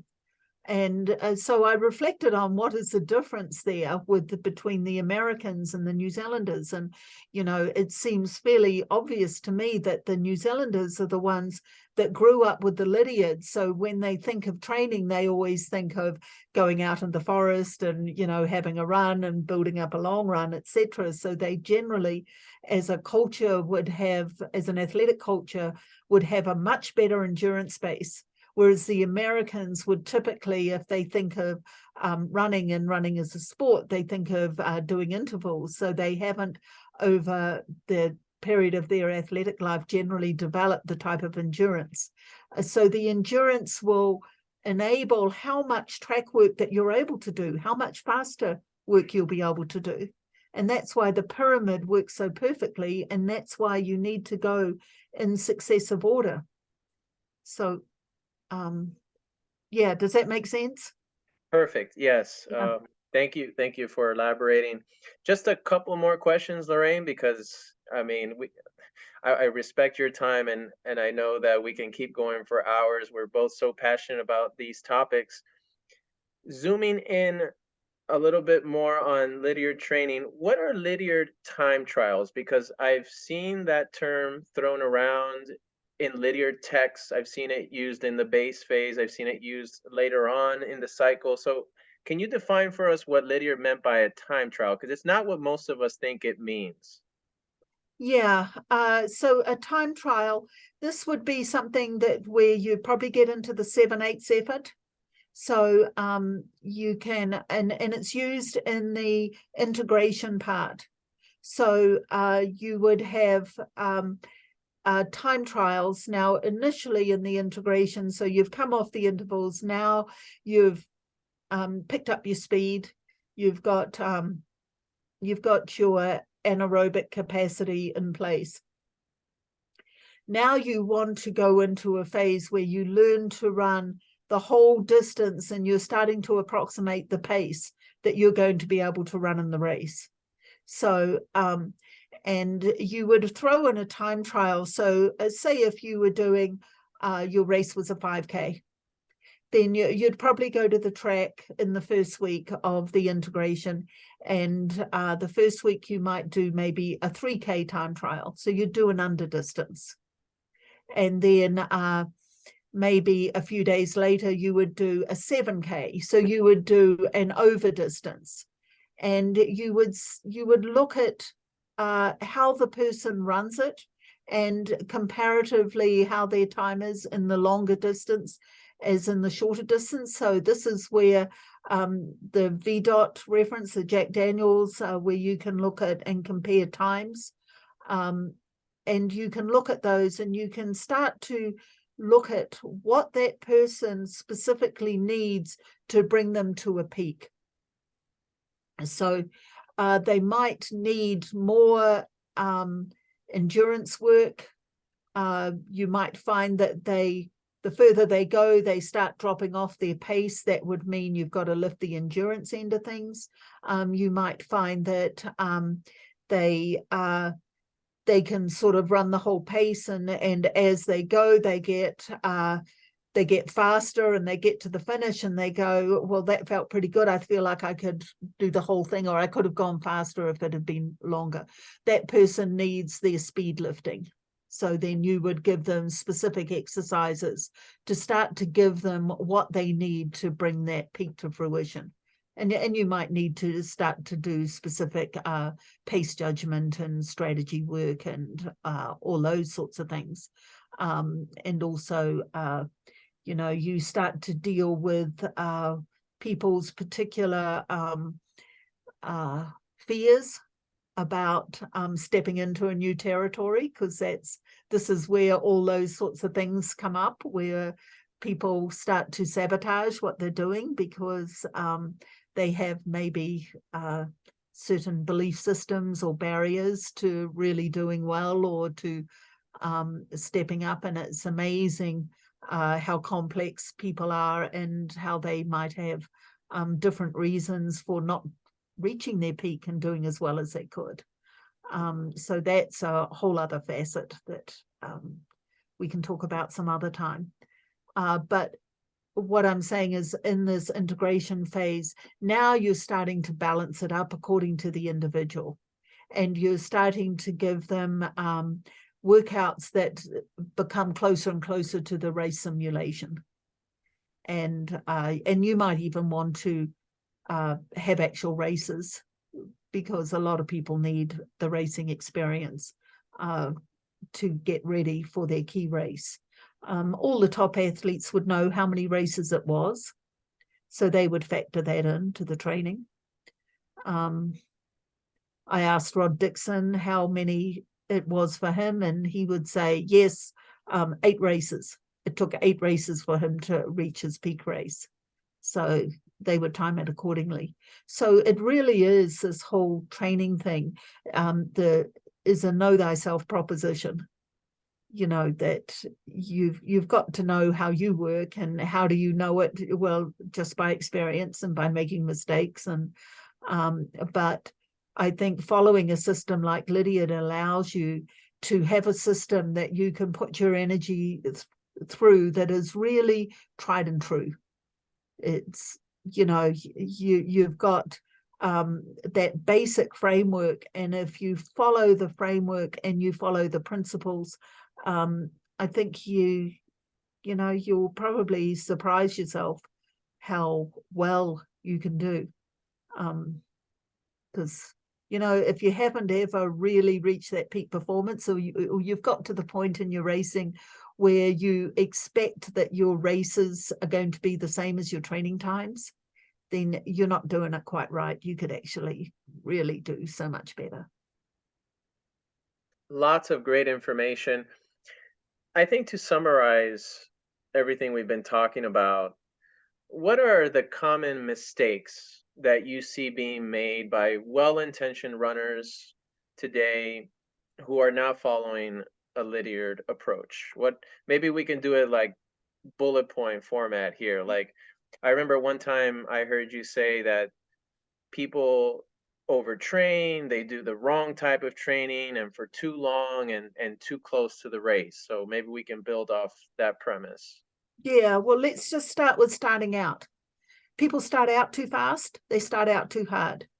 They so their performance mind is really like just running them into the ground right from the get-go. They are running according to technology, and they're bypassing their own inner rapport with their own body systems. It's a big one. Starting out too hard on the run, so they're not allowing their fat metabolism to kick in. So they're going straight into glycogen burning. Okay, so that's another one. Then throughout the whole pyramid, not allowing recovery. So then the training system becomes the master, and their body is not. It should be the master. The body should always be the master of the training program, not the other way around. Overdoing the anaerobic work. So they have the proportions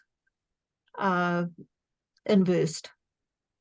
So and doing anaerobic work throughout the whole training program. And sometimes anaerobic work can be doing these lactate threshold runs, which I think ruins many, many athletes.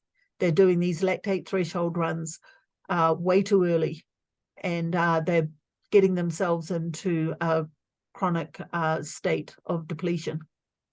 And when you get a chronic state of depletion, then you run the risk of injury and illness. And you can tell if you have, say, your out and back run or a certain standardized run, aerobic run once a week, you can tell your aerobic capacity should be building on itself. It should be going up, not going down. If it's going down, then you're destroying your own mitochondria. You destroy the very thing that you're building up, you know. So there's that. And so what else? Not being able to back off when you need to.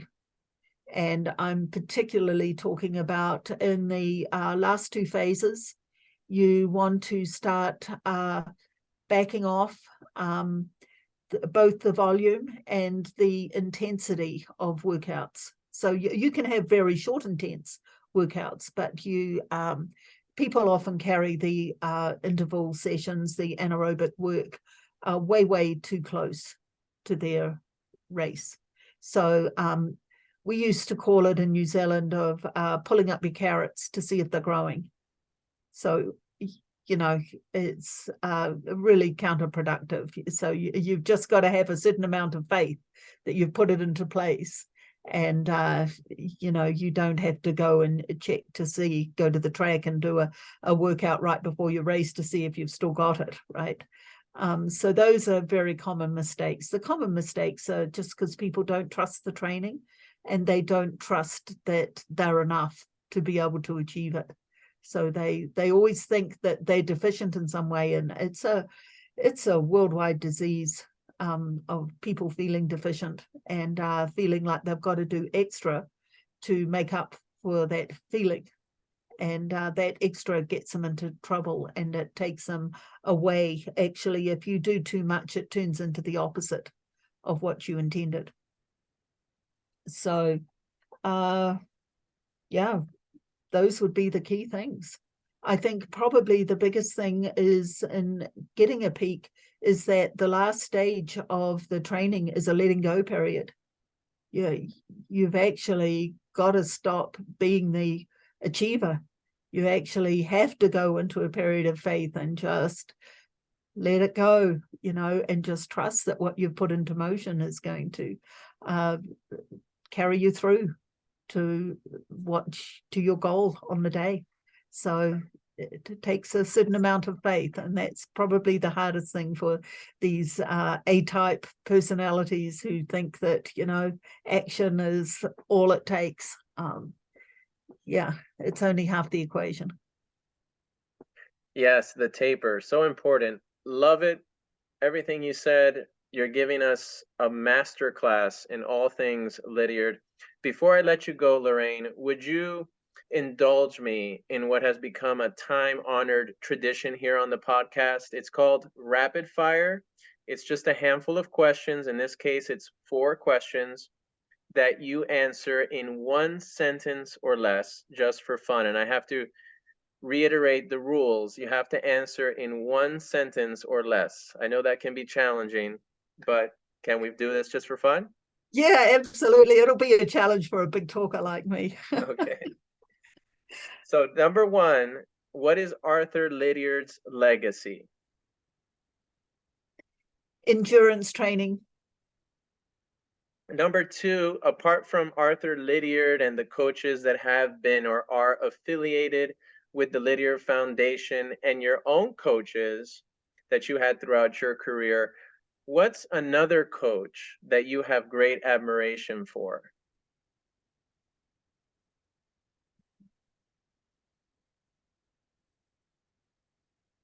Oh gosh, it's hard to think out of the Lydiard circles for me.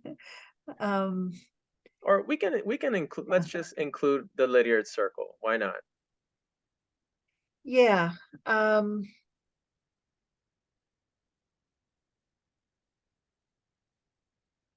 we come back to that one? We'll come back to that one. Okay. It'll pop into my head. Yeah. Number 3, which race would you run over again if you could go back in time and do it all over again? I'd run the Olympics again, the Barcelona one. Yeah. Okay, great.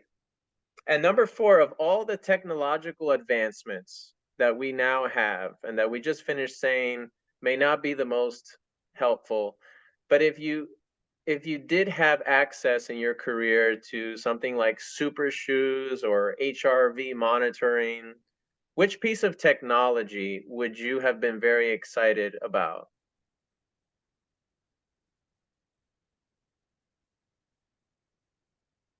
Oh, I think probably having a GPS thing.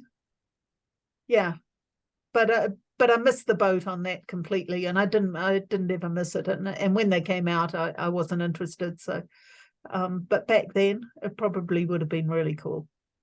Yeah, a GPS watch. Okay. And we can return to the other question about a coach that you have great admiration for. Yeah.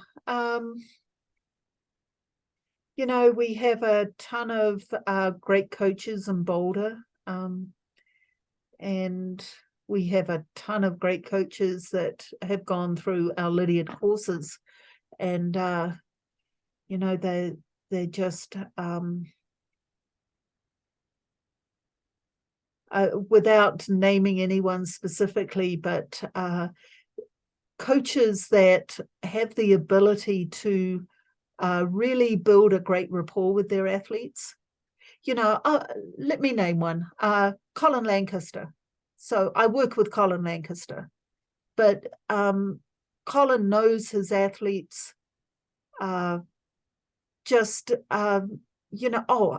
okay, so Colin, yeah, he's great.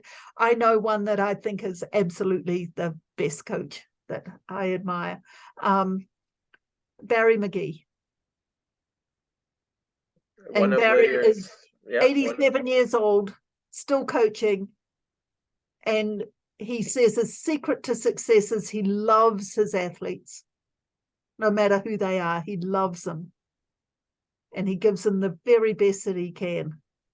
And honestly, when I talk to him about the athletes, it just brings tears to my eyes. He's just a wonderful, wonderful person and coach. And of course, a Lydiard coached Olympic bronze medalist. So, geez, I can really relate to that. I love that that's going to be the note that we end on, because for all the training talk, that interaction, coach, athlete, that relationship is the most important piece.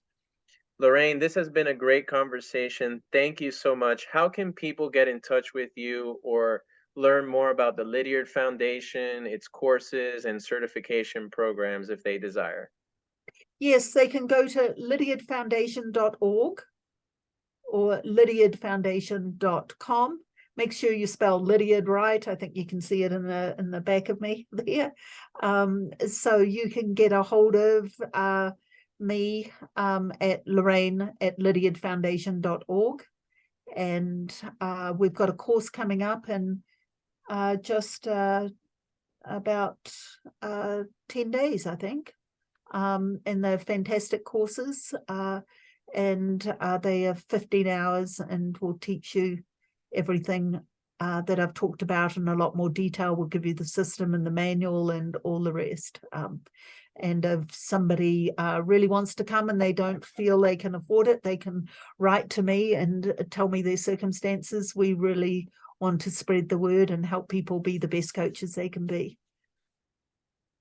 I will include a link to that in the show notes. And thank you again, Lorraine. You are such a smart, well-spoken, and kind soul. I think your wisdom goes beyond what we talk about in running circles. When I hear you reflect on life in general, it seems to me that you could have just as easily become a great sage or a poet if you had wanted to. Okay. So Yeah. for Lorraine Moller, I'm Jonathan Mederos, reminding everyone to find your passion, follow your bliss, and if you've listened all the way to this point, running is most likely a passion of yours too. So go all in on it, but do it intelligently so that you can keep doing what you love for a very long time. Till next time. Thank you, Jonathan.